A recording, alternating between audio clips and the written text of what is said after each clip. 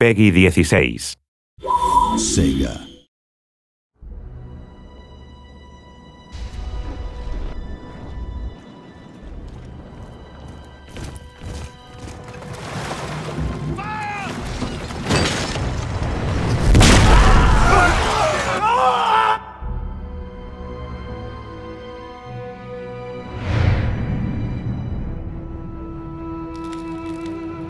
Rome 2 is going to be an absolutely massive game. It is by far the biggest and best total war game ever. And that's bigger in terms of the scale of the maps, the scale of the armies, the scale of the cities you'll be fighting over. You can go from the sea to the land and have massive combined battles.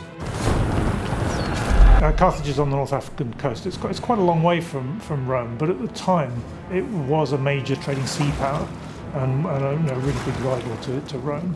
Carthage was a huge problem for Rome because it had an empire which dominated not only North Africa but also Spain. At one point the Carthaginian armies got very close to dealing a lot of damage to Rome, and they thought it was about time that this should all come to an end. Because Rome was really on the cusp of losing the war to Carthage, so they had to come up with a masterstroke. The siege of Carthage had been going on for several years, so Scipio was sent to break it. Scipio was a renowned Roman general in charge of this attack, the final assault on Carthage, and his orders were to annihilate the city. We had to build a massive city, much bigger than anything we've built before.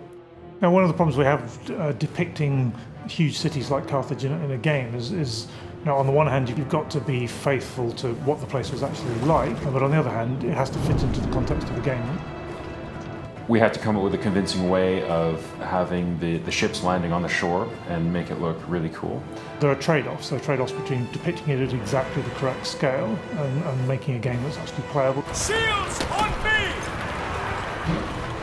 The total number of units you can control in the battle will be 40, and this includes combined land and naval forces for the first time. So there's a lot more going on. There's more to see. There's more terrain to cover. There's more places to hide stuff. It can be enormously difficult to keep track of 40 units at the same time. So what we've done is created a tactical map. It's been something we've wanted to put in the game for quite a few titles now, but it's never quite been right. So some people might think that putting a tactical map into the game may make it too easy. You can't actually control units from that level. It's very much a tactical overview. It's really a great orientation tool, and it's something that the players have been crying out for years, and we're finally delivering it. The tactical map really helps you keep track of where things are, where you are, where the enemy is. So for the next Dev Diary, we're leaving the shores of the Mediterranean behind. We're going to go into the forests of Germania and Gaul, and we're going to be looking at barbarians. Barbarians. Barbarians. No, just kidding, don't do that. Cut that.